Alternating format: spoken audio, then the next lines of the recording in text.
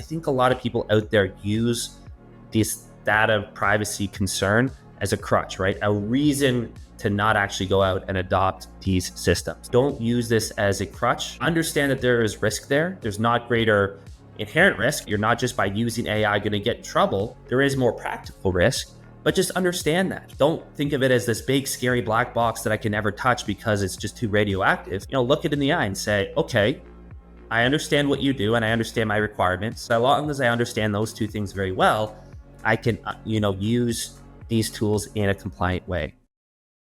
Hello, everyone. Welcome back to another episode of Mortgage Tech Talks. Today, I go on about a 15-minute rant here, and it's maybe a bone to pick that I have. And it comes from earlier this week. I was on a panel, an audience member asked a question. A couple of my panelists responded in the typical way, which is fine, and nothing against them. But I have a bit of, a hot take, a contrarian view as it relates to this question. And I kind of spill it all out in a very long-winded way in this episode. I think people out there might agree. Some will disagree. Some people won't be too happy with what I'm saying. But at the end of the day, all I'm trying to do here is educate, let people know there's this alternate view, and more than anything, unlock potential that some of these tech tools can have. Because this misinterpretation, I think, is holding people back, is a speed bump that people can't get around. And I want you to break through that speed bump. So bear with me here on this rant, but I do think it will be quite educational, at least challenge your way of thinking. We'll see you on the other side. Okay, so this episode starts with a story. I was on a panel this week at the Canadian Mortgage Summit. Shout out to Key Media for putting it on, and my co-panelists. I won't name them all here, but really appreciate their time. And we did a panel, surprise, surprise, on the topic of AI. I can't escape that. Not that I'm upset about it. I'm always happy to chat about that. And it was a great session. We talked about, for 45 minutes, basically how you could start using AI, thinking about the ROI, real life applications that we've seen across the board. It was a great discussion. And of course, at the end, we did save some room for questions. And this is really the point of the story, which is the first question that came up. And it's the same question I did an AI presentation, 6 months ago. It's the same one that I got then as the very first question. Someone puts their hand up in the audience, walk over with the mic, give it to them. And what's the first question? You guys probably guess. Should I be concerned about privacy and AI, putting my clients' details in a tool like ChatGPT? Should I be worried? So I didn't respond to this question. I guess they didn't jump fast enough. Doesn't matter. But two of my panelists did. And their response was, yes, absolutely. You need to be careful. Maybe use my tool because we've thought about it. And, we've taken care of all those privacy things, but yes, it is a big concern. And they're not wrong, right? Of course not. I mean, of course, in the industry, and I'm not a compliance expert, although I know a thing or two about it. But the bottom line is, of course, we are a regulated industry. We are regulated both at the federal and the provincial level.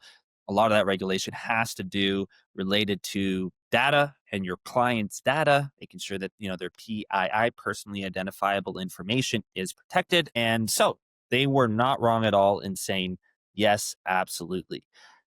With that said, I kind of wish that I did kind of jump on that quickly enough because, and this is going to be the whole episode, it's going to be maybe my version of the answer, a long-winded version of how I would have responded, because I think I would have answered a little bit differently. I would have kind of done a slightly different spin. So that's what I'm going to try and do this episode. And instead of having an audience member and a panel and back and forth, I'm going to use, the irony is not lost to me, ChatGPT as my brainstorm partner. So I am going to act when I'm typing actually as the audience member. I'm going to pretend that I am that audience member that maybe thinks like me, right? So I'm the audience member and then ChatGPT will be the panelist. So I'm going to recreate this discussion.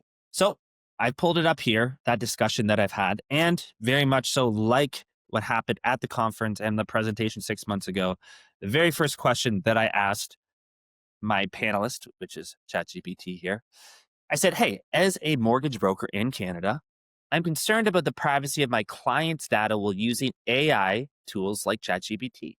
Should I be? And what steps should I take to stay compliant while still taking advantage of these powerful tools? Very first sentence, it says, yes, you should be cautious.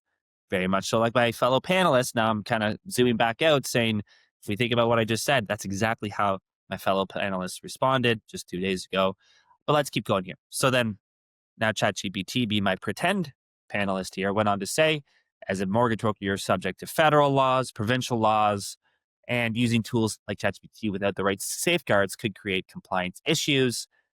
Talking about data going outside of Canada, best practices: don't use personal identification, restrict the AI just to, draft of emails and insights, anonymize your data, document your process, and make sure your client has consented to using their data in that way.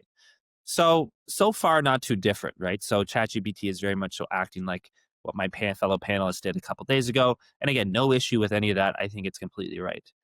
But this is where it gets a little bit interesting. And this is, again, maybe where I would have steered the conversation. So, me as an audience member who just heard that response, I go back to my pretend panelist, is ChatGPT, and I say something like this. I say, okay, fine, but I want to push back a little bit on you.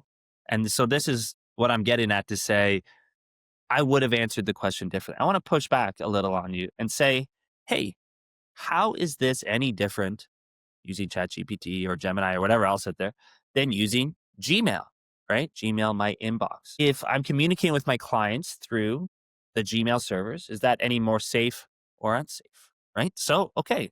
And let's think about that. I mean, the reason why I asked that question, and just to take a step back, is that I've never, and I've not been to a ton of these conferences, but I've been to enough of them.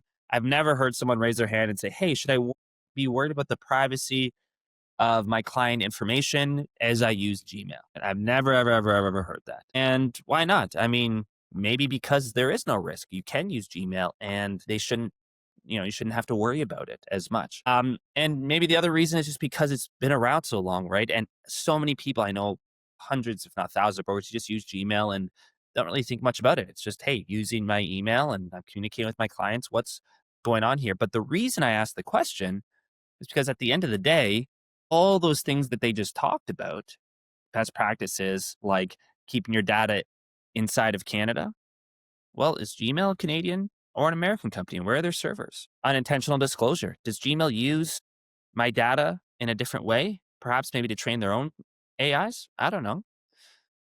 And then record keeping, right? So those are the risks that they flag with AI. Don't the same risks apply to Gmail? So that's what I asked it. I said, okay, well, let's go from first principles here. Let's not just say what's, in the zeitgeist here, what people generally think, but let's go by the letter of the law and actually see what's the difference if I'm using a tool like ChatGPT versus a tool like Gmail. And this is where it gets interesting. So I said, hey, great distinction. Let's separate the legal and the compliance perspective. So this is how it answered it, this very smart panelist, the legal and compliance side of things from the industry practice / comfort. And so now we're getting to a very interesting distinction, right? Where as it relates to these types of things, data privacy, there's really two ways to look at it.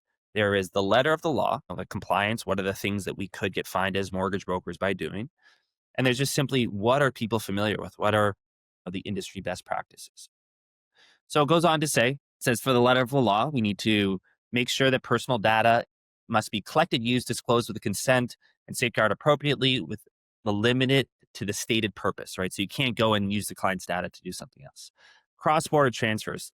This is legal as long as the client has been informed. And what is the last one here? It says, okay, yes, and make sure that the data is encrypted at rest, right? So it's not being exposed. And so, yeah, it goes through that. That's the letter of the law side of things. And by using that framework, it goes on to say, so you're right. This is the panelist saying, Gmail isn't magically safer under the law. It's the same inherent risk that comes with something like ChatGPT. Huh, interesting, right? So this is what I'm getting at here a little bit. And I don't know if I did the best job kind of explaining it, which is from that first perspective, which is let's just follow the letters in the law, it's not that much riskier, right? It is kind of about the same in terms of the risk. Now, the thing that you need to be careful about is the second part, right? And the second part I said is there's the practical industry comfort.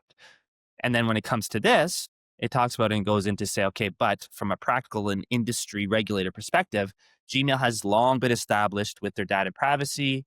ChatGPT, if you are using the free version, might use data outside of the stated purpose. Regulators are just a little bit more used to Gmail, right, as they are to AI tools. And so they might just have a little bit more scrutiny as it relates to that. They might not have that comfort level that you might be looking for, right? So again, from the letter of the law, there's not a higher inherent risk, but because of that comfort level, because the industry, there is a higher practical risk, right? Because, hey, ChatGPT again could be used, the data in ChatGPT can be used as a secondary use. If you're on the free version, if you're on the enterprise version, you're good. Regulators might not be as familiar with it, of course. And at the end of the day, if you do want to have that audit trail, Gmail is going to be a little bit better with that, whereas ChatGPT wasn't built for that. So I think it's just an interesting discussion, I guess, as this. That's kind of what I was getting at with all this, is to say, people get their backs against the wall. I think that, when people start thinking about AI, they think almost like they're talking to a human, right? Because it feels so human like, that it feels like you're giving your information much more to someone. But me uploading a document to ChatGPT and saying, hey, can you analyze that, versus me uploading a document into Gmail and hitting send, it's the same by the letter of the law amount of risk that's associated. The what I would say inherent risk, not the practical risk. So that's interesting, right? And I think that's one of the things that I've been thinking a lot about with this. And let's just take it one step further, and I'll kind of tell you why I'm trying to take this different angle, because I think it is important. But the last thing I kind of said with this is I said, okay, another kind of big pushback with this is, hey, does my data actually have to stay in Canada? That's something we hear a lot. And this isn't actually an original idea. I borrowed it from a guy out there. His name's Jason Pereira. He's big in Canadian financial services, more on, I would say, the advising financial advisor side of the world.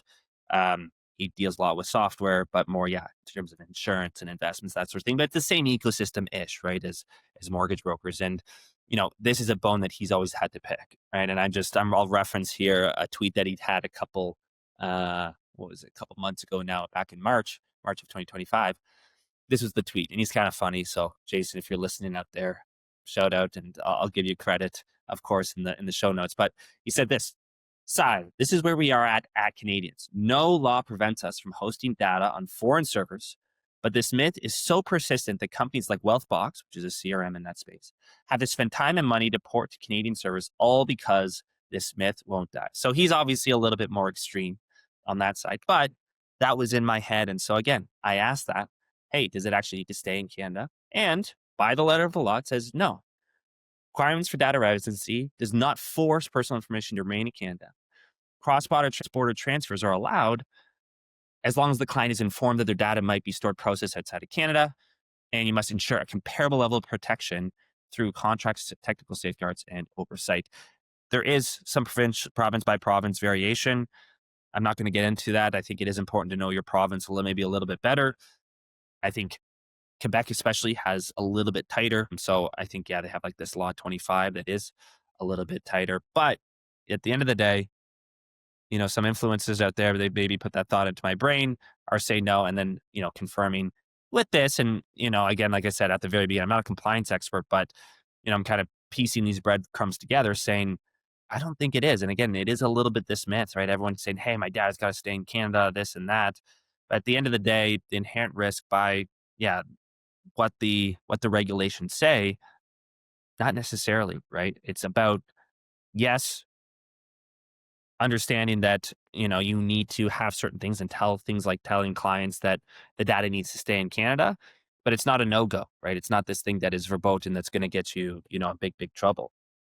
So I just thought it was interesting, right? And it's the same theme, right, as the Gmail one, which is everyone has in their head AI is naturally riskier, and also everyone has in their head that all your data needs to stay in Canada. And both those things, I guess, maybe aren't necessarily true, right? They aren't necessarily true. So what am I getting at all this? And there's probably a lot of people out there listening to this right now and saying, what's this guy doing? He's going to get a lot of people in a lot of trouble. If people take his advice, they're dummies. It's not going to it's not going to end well for them. And, maybe you're right. And for anyone who's listening to this, I wouldn't take my word for it. I would do your own research and go out and do it. But what I would say with all this is that, first of all, AI is just a tool, right? It's just another tool. It's like saying, hey, if I use, I don't know, whatever tool, maybe it's a I don't know, a special type of pen. I don't know. I'm trying to think of a good example in my mortgage business. Is that compliant or not?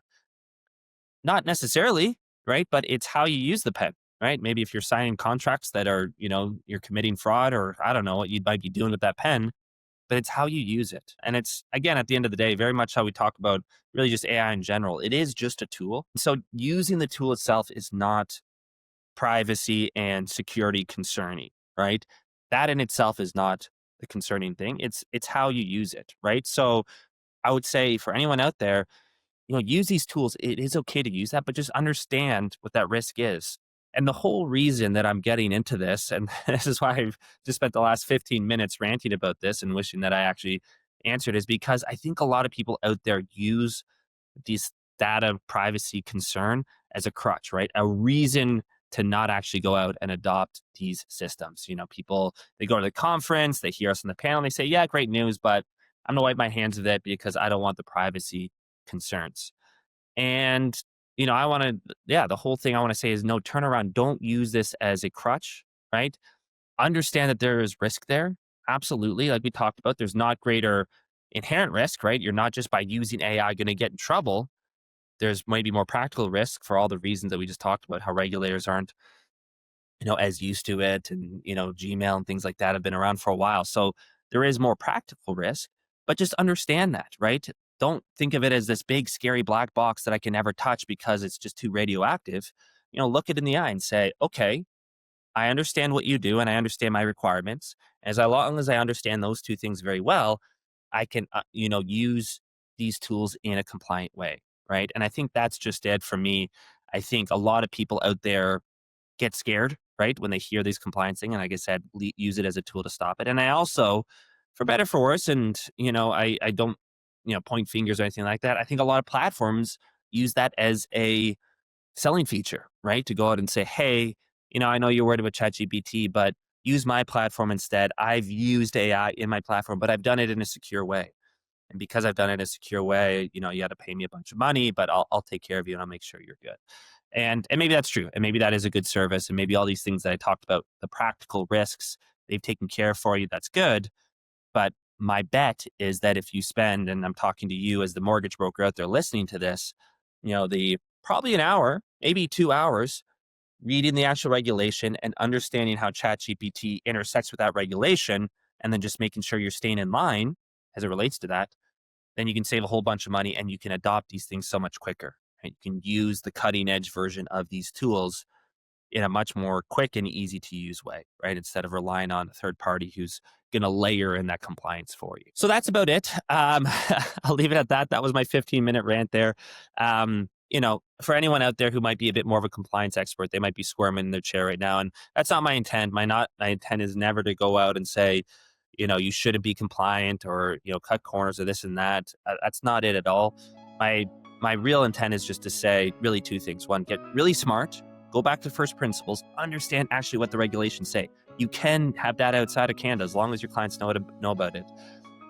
What was the other thing here? Can actually use ChatGPT as long as you're on the enterprise or team version. Don't use the free version because it'll have that secondary use, right? Keep all the systems recorded or all the chats that you ever have it so that if regulator comes and wants to see an audit trail, you can easily produce that. But understand the regulation and then use the tools in that regulated way, then you're good. And then the exciting thing is that fear, that radioactive fear of, this black box, which is AI that I might get in trouble for, that fear goes away. And then you can actually use these tools in a much more productive way. So that's it there. I'll leave it at that. If anybody feels differently, I'm always open to having a conversation, debating otherwise. But that's my hot take for now, and we'll see you next week.